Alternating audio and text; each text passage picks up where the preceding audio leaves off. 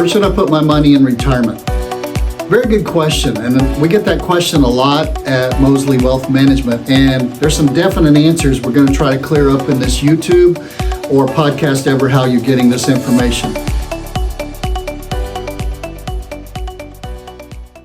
Hey, my name's Tom Mosley, CEO and President of Mosley Wealth Management. Let's try to look at this. Now, I grew up on a farm. I know you look at me and you're thinking, man, he's so suave and debonair. He must have grown up in a big city, rich people. No, I grew up on a farm where we milked the cows all the time, and we used buckets all the time. There was a bucket for the cows, there was a bucket for the hogs, there was a bucket for the chickens, and we used those buckets to feed them and to make sure that we had something for everybody there. In financial services and in putting your money in certain places for retirement, you probably could use that concept even if you didn't grow up on a farm. And you could say, let me have some money in different buckets. Now let's talk about that today, okay? Where should I put my money in retirement? When you retire, I'm going to break some news to you carefully here. You're still going to have emergencies. Just because you're retired doesn't mean your transmission is going to last forever.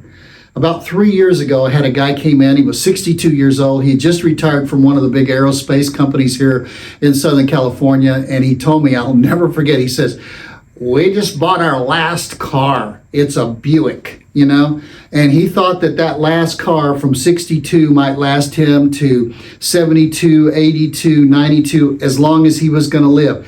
It's probably not. And after he gets about 50,000 miles on it, it's probably going to start needing repairs. And if he lives in a house, which most of our people do, by the way, if he lives in a house and it rains, which sometimes it does rain in Southern California, the roof's going to leak and things are going to happen, and you're going to have to go replace a leak, and you're going to have to get the walls painted, and hopefully your sight goes away fast enough that you don't see how dingy the walls are getting and you're okay with it. But if you can still see, and I'm joking, you're still going to have emergencies. You're still going to have the refrigerator in the middle of the night start making that noise, and you're going to have to go buy a refrigerator. And by the way, they don't give them away anymore. And the ones you can see at the side of the road that are out for the trash to pick up, they're just not that good, I promise you. So you're going to have emergencies. Now, people say, how much money should I put away in an emergency bucket? That is not a fact logical question. That is a feel question. And let me say it again, with the feel word in there. How much do you feel like you need to put away for emergencies? I often ask people, what's the biggest emergency you've ever had in your life? And, people say, well, it rained for the first time in about a year here in Southern California, and we had to pay $17,000 for a roof. Or I was headed to pick up my daughter at school one day, and I heard this noise, and the transmission went out of my car, and it cost $5,000. But very few emergencies cost $100,000 or $200,000. And there's so many people that are sitting with an emergency bucket. Let me change that. There are a few people that are sitting with an emergency bucket of $180,000, $200,000. One lady came in one time, had $480,000 put away in a money market. And we call that lazy money. It's just sitting there. It's not doing well for her. It's not making her any money. So there can be too much money in an emergency bucket, and there can be too little money in an emergency bucket. You say, well, help me. How much do you feel you need? What's the biggest emergency you've ever had? $10,000. All right, well, let's put 20 into an emergency bucket, but you need that money. And I think the best place to put that money is in the bank, but put that emergency bucket together and say, that's my emergency fund. When and if, not if, when I need and when I have an emergency, it's taken care of because I've got that bucket full. And what's the other bucket? Most people, when they retire, they've saved, and they've saved well. A lot of people have different things like pensions and 401ks and IRAs and Roth IRAs and things like that. But if they retire in the mid-60s, say at 65, and if they're married or if they're single, they might live till they're 85 or 90. So they've got a 20-year pressure on their savings, on what they've saved, or a 30-year pressure on what they've saved. And if they're married, somewhere along the line, one of them might pass away early. And so there's a single person there, and they've still got a lot of the expenses and a lot of those other things that are going on in their life. And so you can't afford just to say, this is our money, we'll spend X amount a year. You still need to see that money grow. And you still need to see that money replenished, because with inflation, you're going to need more and more and more. So the best place to put a growth bucket is in the stock market. But be careful. Be careful. Because the stock market, though we had 13 years of great years in the stock market, we know from 2022, the stock market can overall be down 22%.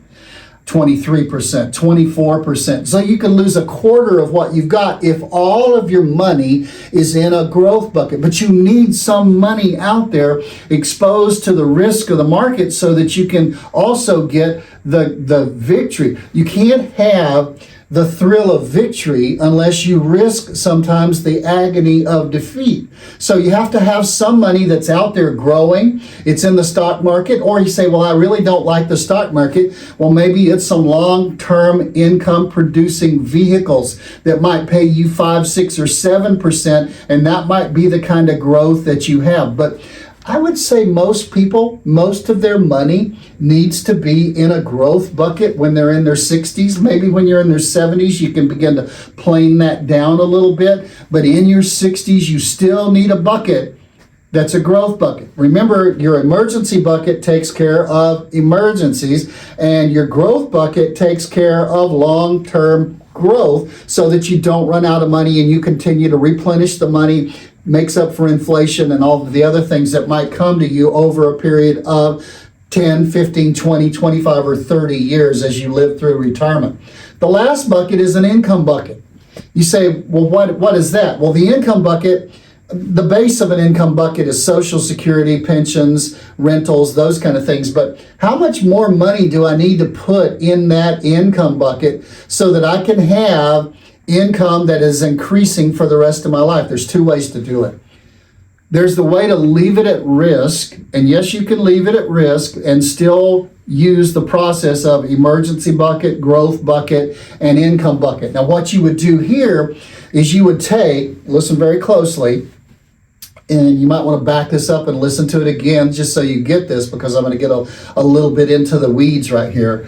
But in an income bucket, if you still want to leave it at risk, you can put it in the market, but you can put it into some sorts of, and we have plenty of these that we work with our clients here, some kind of income producing, low income duration buckets that are going to pay you a good solid 3-4%, but they're not going to go down when the market goes down.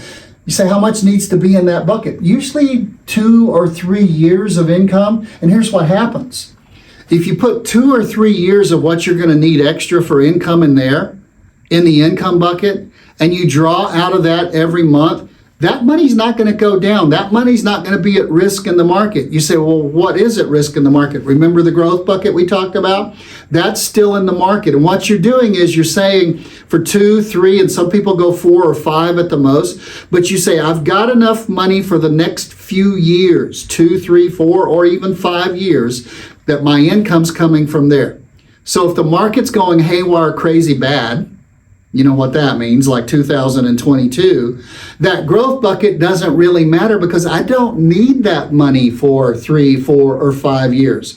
And usually what happens in the market when it goes this way, within 2, 3, or 4 years, it begins to come back, and then the growth bucket begins to grow to the point that we can replenish the income bucket and still leave it at risk. So there's ways to stay in the market with your income bucket. Just make it safe as you possibly can make it. And we have a lot of clients who use this because they say, I really don't want to be in an annuity. So if you're that way and you're not open to looking at some of the valuable things that an annuity could produce, and that's the other side.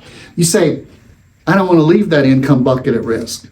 I want to secure it where it's guaranteed, it's insured by the insurance company to give me a certain amount of income that increases every year as the market grows. If the market doesn't grow, it just stays the same.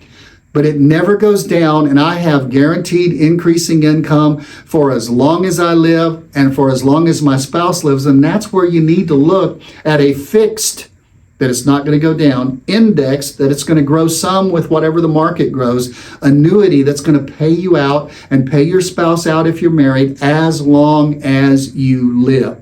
So let me review, okay? Let me review. Where should I put my money in retirement?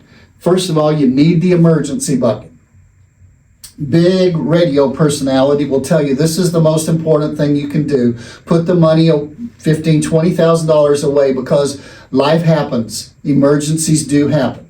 After that, you probably, if you're in your 60s, still need some growth bucket, some money that's in the market or is in long-term vehicles that are going to pay you something good and solid, which is, they're hard to find right now, but there are some things out there. And then some of you may say, well, let me build that bucket of income where I'm going to draw for the next 2 or 3 years and leave it at risk. Or others may say, let me put the amount of money I need into an annuity so that my money is guaranteed. It's increasing for the rest of my life, and it'll last as long as I do, and it'll last as long as my surviving spouse. Hey, where should I put my money in retirement? If you have that question, give us an email at info@Mosley Wealth Management. That's MOSLEY, wealthmanagement.com, or you can call us at 714-421-4288. That's 714-421-4288. And we can help you build a plan that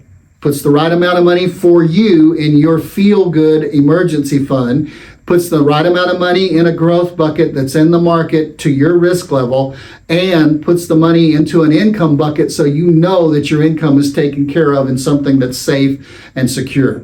Give us a call.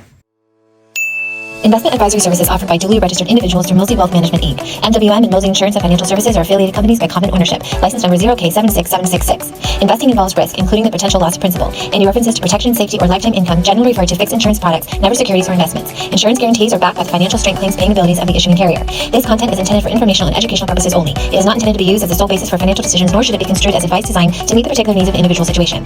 All hypothetical examples are provided for illustrative purposes only. They do not represent real-life scenarios. Mosley Insurance and Financial Services, nor its agents or representatives may not give tax or legal advice. Individuals should consult with a qualified professional for guidance before making any investment decisions. Our firm is not affiliated with or endorsed by the U.S. government or any governmental agency. Some of the information provided may be from one or more third parties which we believe to be reliable sources, but accuracy and completeness cannot be guaranteed by Mosley Insurance and Financial Services.